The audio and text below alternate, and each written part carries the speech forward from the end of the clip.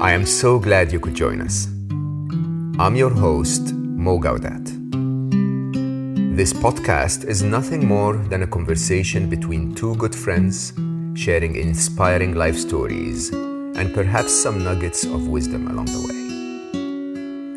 This is your invitation to slow down with us.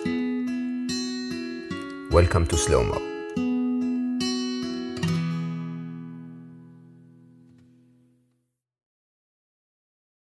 All right, thank you for coming back to join us. I hope part one was not too complicated. We tried to simplify the science and also bring you the human artistic view of it with all of the wonderful input from my dear friend Kate Doddy. And we'll continue the conversation. We want to go into other aspects of chaos and how it impacts on time, how it impacts on our happiness, the concepts of impermanence, and how all of that put together leads us to understand how everything is connected. My guests today are Kate Doddy, who is the renowned visual artist, British visual artist, who is recognized for her work in exploring and evaluating the human experience in general, and Sir Konstantin Novoselov, who is the Nobel Prize winner of 2010 for the project of isolating graphene, but also a very serious physicist who we now found out is an artist. He is a Russian-British physicist, a professor at the Center of Advanced 2D Material in the National University of Singapore. He is also the long-worthy professor in the School of Physics and Astronomy at the University of Manchester. So without further ado, let's continue the conversation, and I hope you enjoy part two as much as I'm enjoying this conversation. Kate Doddy and Konstantin Novoselov. So, Kate, do you actually believe that art is inspiration? Michelangelo, not that I'm comparing myself to Michelangelo, but Michelangelo said, if people knew how hard I worked, they wouldn't think I was a very good sculptor. Which I think, and I think inspiration comes when a lot of it's just putting in the hours, I think. But I find the world and my children and my friendships and the knowledge that I find around very inspiring. So I never run out of ideas. And talking with Kostya about science, you realize that I think that there isn't such a thing really as an artist, as in people associate being an artist with being some sort of a visual artist. But I think people at the top of their game in any field is an artist. I agree. You talk to somebody the other night. I was talking to somebody about mushrooms, and this man grew mushrooms. And the way that he spoke about mushrooms and his mushroom library and how he grows them in these enormous low barns with the air and the spores that he keeps in the special circumstance. He's an artist. And people who do things beautifully and with purity of intent, to me, are artists. Somebody who takes care of their garden, somebody who is a nurse. That, for me, is an artist, really. So I don't know about that. But then, does this art come from within you or from outside you? I think that's the question we were looking at. For me, it comes a lot from outside of me. Like some work that I make, I just know that I'm going to make it, and then I make it. It's got nothing to do with me, really. I just make it. So now at the moment, I'm making sculpture, and this sculpture that I made, which I am very delighted with, and I'm going to make it out of steel and put it in our show, whatever. But I didn't even really know I was making it. I just woke up and ended up making this sculpture. And for me, I would say the really good work that I make has got nothing to do with me. I'm just like, I'm executing ideas that appear to me. Same for me. I do it in the same way. So any difficult scientific problem, so we come together for a seminar, for a workshop, try to solve it, nothing works. And then very, very often after a few of those, somewhere in the night, you just dream the solution. Yeah. Again, what happens in your brain, what kind of chaotic process lead it, I think the brain just tries everything, or it's some quantum leap happens, but it's actually quite a lot of interesting ideas come in the latent state of the brain when you are semi-conscious. And Even when And you are even asleep, it still works. Still but something look, happens. Kostya, your thing with the graphene, with the sellotape, the person who did that with the sellotape had already isolated graphene. But what you did was recognize that this was the way of isolating graphene in a funny kind of way. Do you know? I believe everything is there. It's just a question of making things apparent. So I feel like lots of artwork and ideas and research and graphene, for example, has always been there. Just you made it apparent. Your work brought it to the possibility of the imagination of other people, as it were. No? Oh, yeah, we're getting close to Kant, so that you have the real world, but you still have to pass it through your eyes to get the right ideas of it. Right? Yeah. Yeah, I mean, so the spiritual view sometimes, assumes that consciousness is primary and that everything exists, that you just have to tap into it to be able to see it, right? So it is there, but those who pay attention, if you want, are able to capture it somehow. Well, I still think that there is biased way of how our brain takes it and understands. I mean, in a sense, maybe you're right, but what we need to create is a language in which we understand it, because also our brain would prefer not to mention it, not to notice it unless we have a name for it. I'm sure that Kate would have a nice story about giving a name and or not giving a name and being completely forgotten. And it's a true effect. So one of the things which I also do quite often, if I need to formulate something, I won't just simply sit and write. I would go and try to explain someone something, because if I try to explain something to myself, it's very, very easy to sweep some unknown things under the carpet. And your brain really tries to turn a blind eye on it. So it's like, you walk in the fields, especially in Singapore, and if you are afraid of snakes, so your mind would try to blind, even if you see a snake, your brain would try to blind spot it because you don't want to know that it's there. So it's quite often happens in science as well.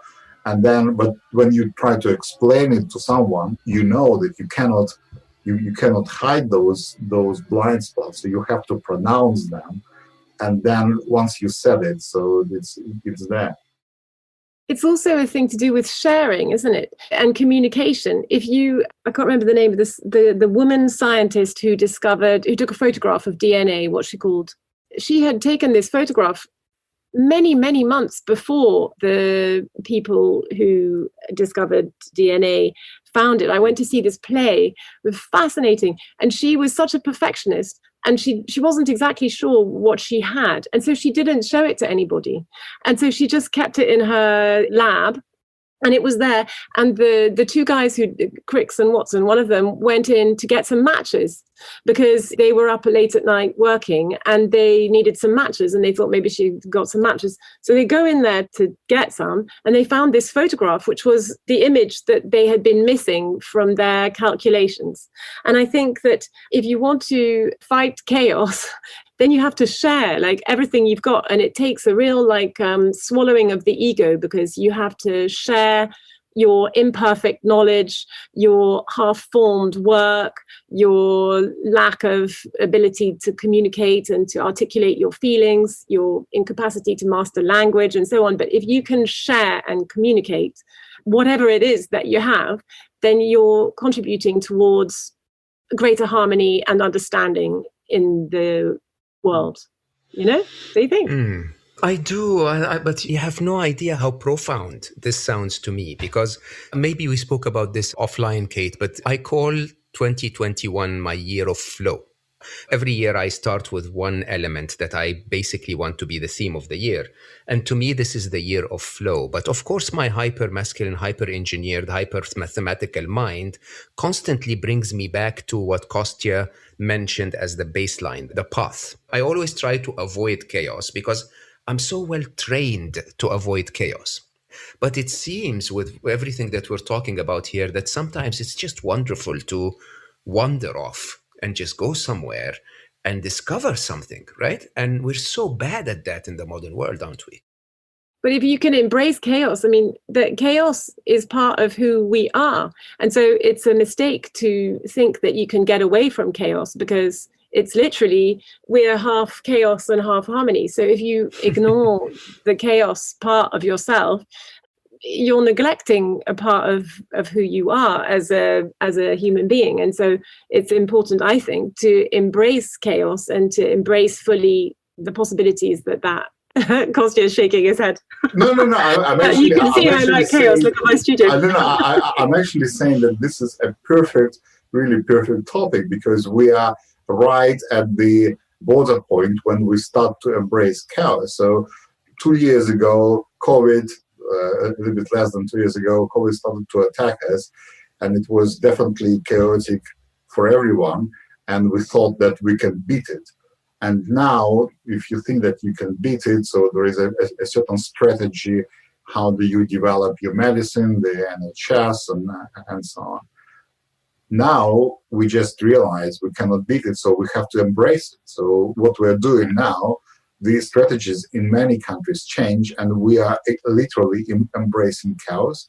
And we just say, okay, this chaotic situation is with us to live. We are going to live in a chaos, but it's nothing wrong with it. And so you simply need to live in a chaos, and there are different strategies, sometimes completely different, 180 degrees different, but we just need to say it out loudly and live in the chaos. And have faith. Not have faith like faith, but have faith that it will be okay, that we can embrace it, and that will be the way that it should be. Well, there is a beauty that chaos and complexity, they've got their own law, so they're not completely chaotic. There is some order. It's like famous Kolmogorov theorem. So you can actually extract certain rules about chaos, and then you can actually do something with it. So this is once again super profound, because what we're saying here is we're saying that the actual rule of life is chaos. So everything we understand in physics, from the Big Bang all the way to where we are here, is because of chaos. It's because of entropy, right? And yet, when we get a tiny bit of more chaos in COVID-19, we take that and we focus on it and we say the world is going to end. While in reality, the world has always been chaotic, and our attempts to make it ordered has just been at best futile. You can keep a few things in order, but most things not. Absolutely. I think it's just embracing, and it's the same as we just spoke before, embracing the scientific discoveries, which we need to trust. Things cannot be undiscovered. So atomic bomb brings chaos in our life, but it also brings electricity to so many people. So you just have to live with it. So same with COVID. So we are in this situation, and I think we just need to embrace it and continue living with it.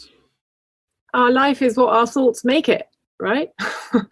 The other day, I was in this. I was going into the bakery shop. That bakery shop that we went to once, Kostya, and ate the black bread.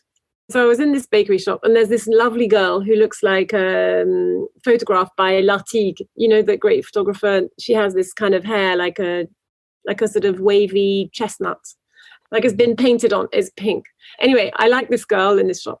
And there was the whole queue outside the bakery and blah, blah. And I had to tie my bike up, and I went in and I couldn't find my mask. It was really cold, when your hands are really cold and it's difficult to move properly, So I had my frozen fingers, and I somehow put my mask on. And then I was like, these masks, I said to her, not in a particularly bad-tempered way, but I was kind of like a bit like, I'm exasperated by this mask.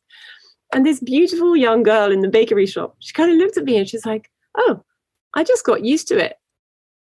And this was a huge revelation to me, because I was like, of course, you should just get used to it and just embrace it. And, whatever it is that comes your way, if you can embrace it with good nature and just get on with it, then the chaos you'll find a way through the chaos. And it's a sort of very personal thing.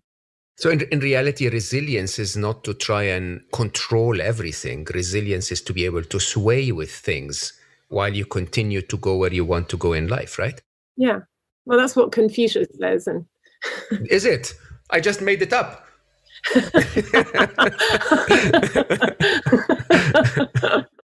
Kostya, you were saying? No, I just said that fighting the second law of thermodynamics is really impossible. It's futile. Yeah, it's impossible. Kostya, will you tell about the little printed mini CERN? Because I think that'll really give a lot of pleasure to know that there can be this mini CERN the size of a shoebox. Could you explain it? No, it's just that the properties of electrons in graphene are so strange. So they are more like the properties of relativistic particles, which people study in CERN, and so basically can produce many versions of the experiments which people even fail to do or not interested to do in CERN in our devices. And it's basically tiny micrometer-sized devices, but we see effects which were originally predicted for the relativistic particles. So there is a very interesting connection, and so the links are there, the equations are there, and it was really a great pleasure for many scientists who just started to study relativistic dynamics, which is usually the realm of the particle physicists. I mean, honestly, this entire conversation we're having here just tells me that we really know almost nothing at all. I mean, so much is so... The world before graphene is different than the world post-graphene. The way we look at order, of course, the laws of physics are highly predictable, including the laws of chaos. But the way chaos itself works means that the events themselves are often unpredictable. As a scientist, I mean, as an artist, I think Kate would agree that you just discover something new every minute. But as a scientist, do you believe we figured things out? I don't think we will ever actually figure things out. So there are always approximations. And for me, it's even not getting the enough knowledge, but it's probably finding the right language, how to describe it. Like now we use quantum mechanics to describe many physical phenomena, and quantum mechanics operates with wave functions. It's the function which describes the probability of finding a particle somewhere. And we never can work with the wave function itself. We always see the particle. So wave function is a language. And what we do, we change language, and it helps us to approximate things better. But hopefully we can find better language to describe it in more intuitive way, because I think what you're saying, that we're getting away from the intuition, and that's probably true. So quantum mechanics is completely counterintuitive, and that's a pity. But whether quantum mechanics is the end, or it's possible to create a different language which suddenly simplifies everything.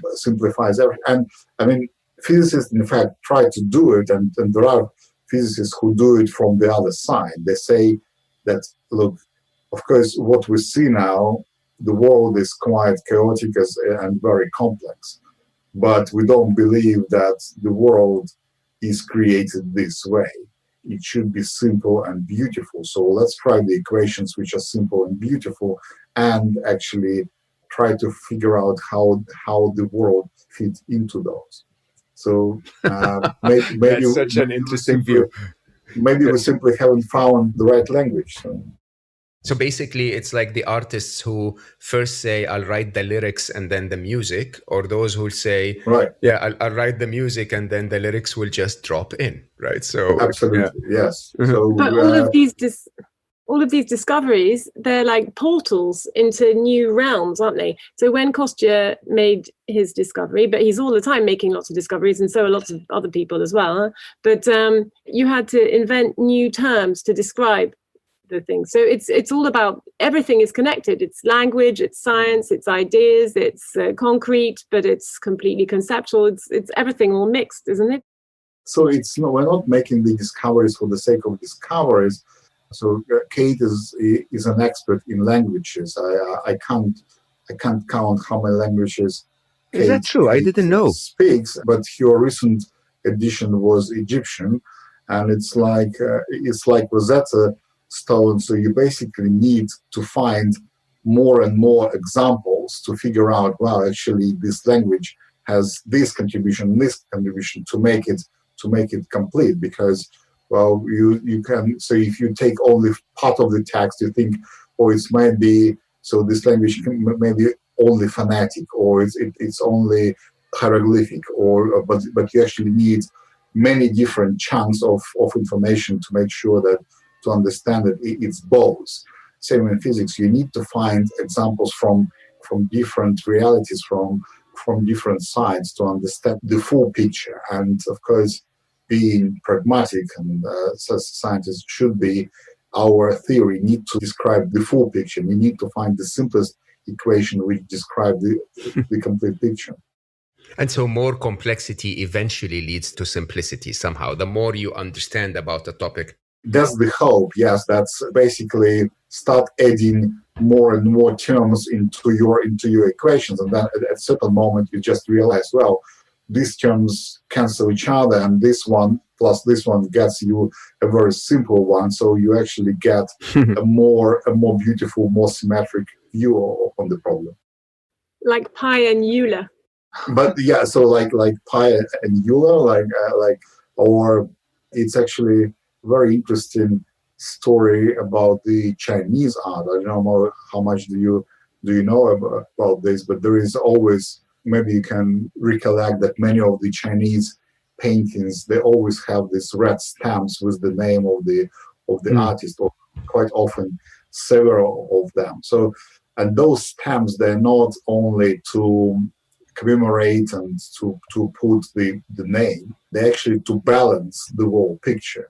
So you paint something, but then to complete it with the Fibonacci spiral, or with any other law of the composition, you actually place this little dot, and then which suddenly brings all the composition together. So that's what we also do in physics. We always try to find an extra, the missing bit, which would finally make the whole chaotic situation symmetric.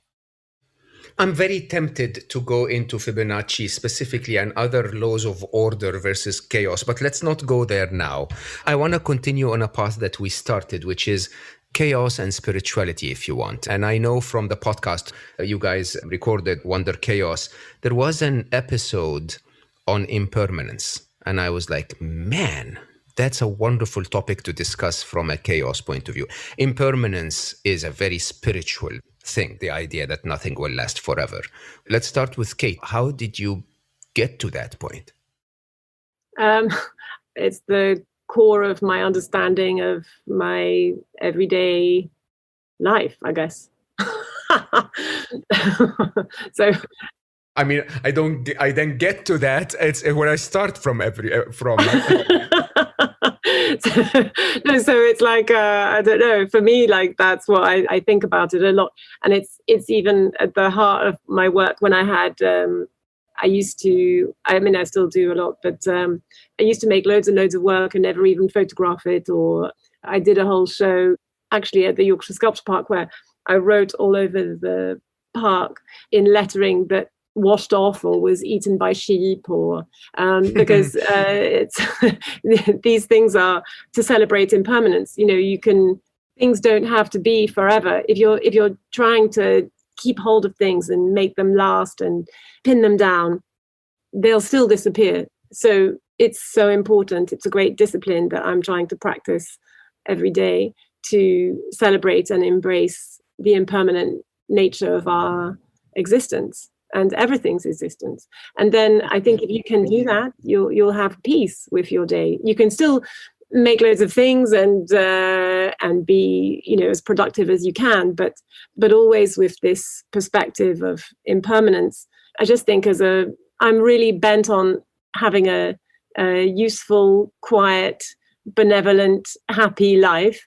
And to that end, I think a lot about impermanence. So for me, it's a practical thing. It's like it's like putting some shoes on in the morning, or having a life jacket when you go out into the sea, thinking about impermanence. Or isn't that the opposite of what an artist is about? You're supposed to document a moment of inspiration for the rest of humanity to see? Maybe I'm not a very good artist. We know that's not true. I think, yeah, maybe I'm, I don't know. I mean, for me to convey this message of impermanence is also a central part of my work as well, because I feel that I've met so many people who have really. I've had a good fortune in my life of meeting so many wonderful people. And when I think about what sets them apart and makes them wonderful to be around, a lot of them have had a really good look at the impermanent nature of our every instant on this earth and embraced it and moved ahead with their head held high and tried to build a better world all the same. And that's something that I find particularly interesting in science is looking at impermanence and exploring the nature of our material existence. I mean, what could be a more beautiful examination of impermanence than that, right? It's and even always these conversations with Kostya at the end finish with him saying, well, but no one ever really knows exactly if that is quite exactly true. All the theorems and formulae of physics and mathematics. Isn't that right? What you're explaining to me, Kostya, always is that there's this sort of, when you go off the deep end of looking at these things, there's mystery and impermanence. It's the.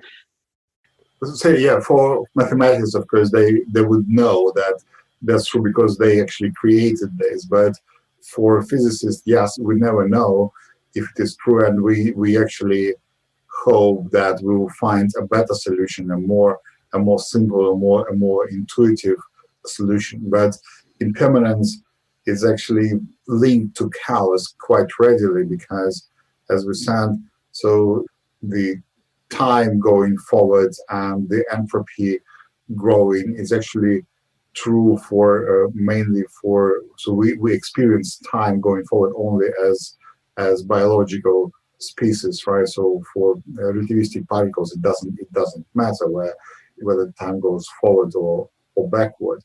And as biological species, we are impermanent. So is there a rule? Can we live forever?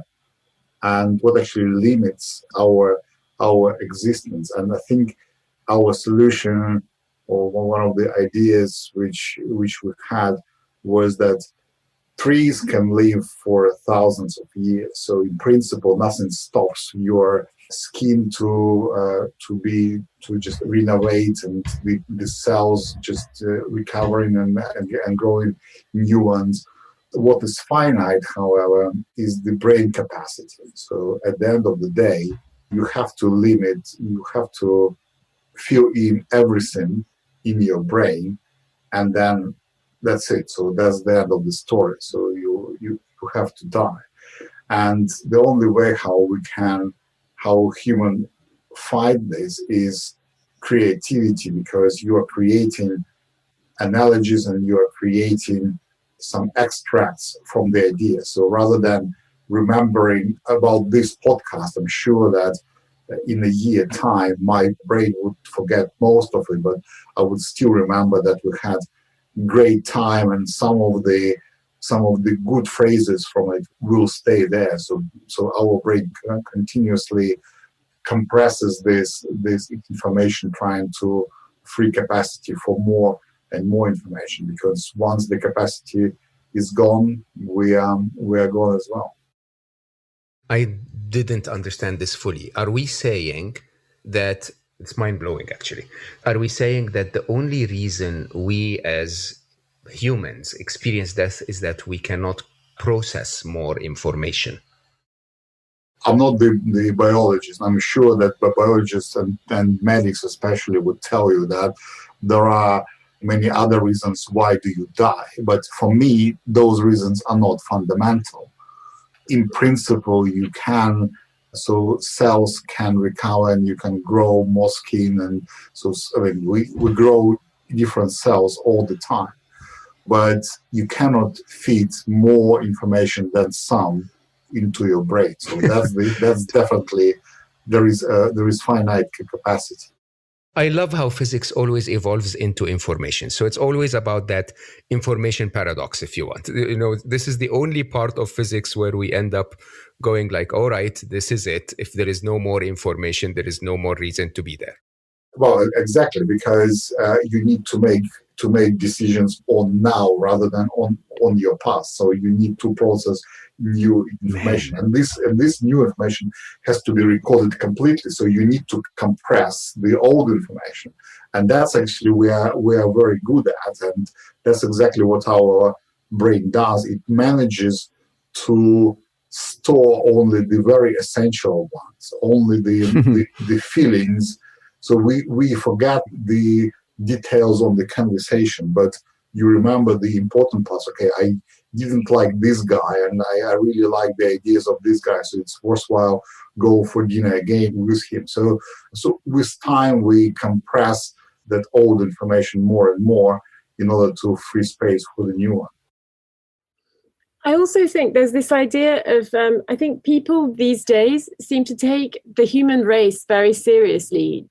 And I find that it's very touching, but the world has, this world that we know has existed for a very long time and will continue to do so, God willing.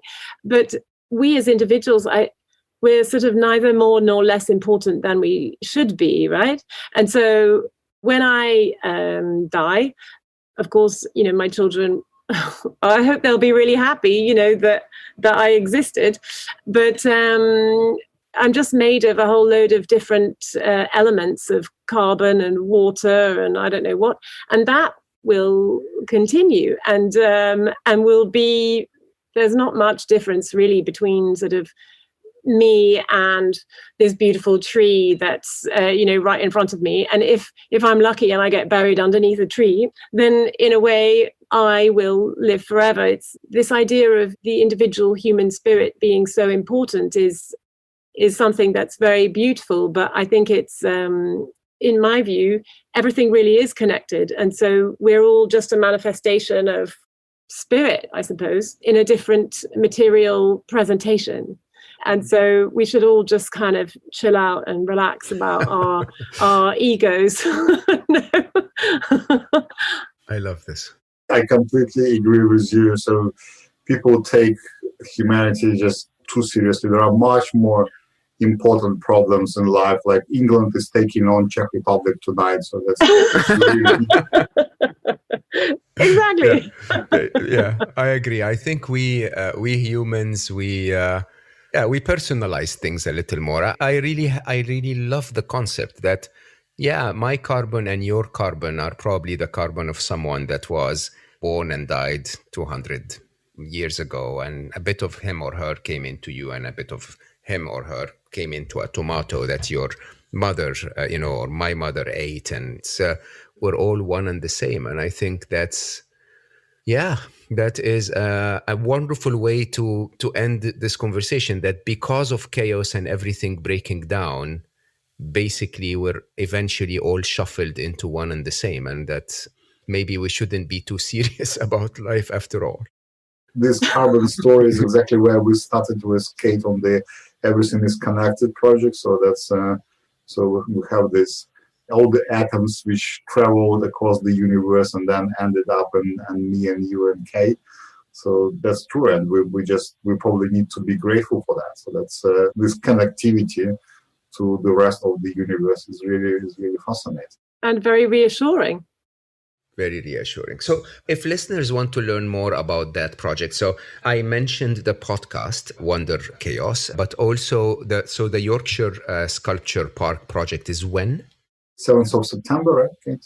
Yeah, it's the 8th. Chinese numbers.